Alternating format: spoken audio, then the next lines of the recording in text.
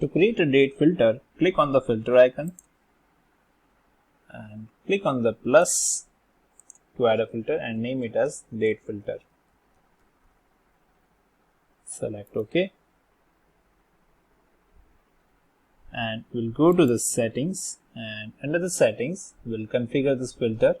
Here we'll keep it static, and in the display type we will select date and time. With in the condition we will set should be greater than or equals to,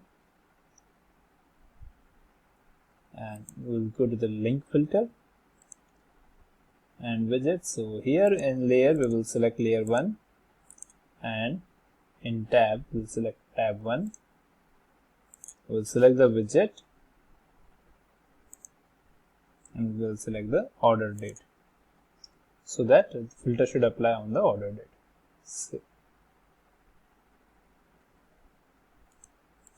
Now go to the filter view and click on this plus icon, add to filter, save and exit. Now let's run this dashboard in the preview mode. So now you can notice that we have this data coming from 2016. So in the date filter, we'll select 2017 Feb 1st and we'll click on the filter. So now you will see that all the data which we have is coming from 2017 and we don't have any data from the 2016.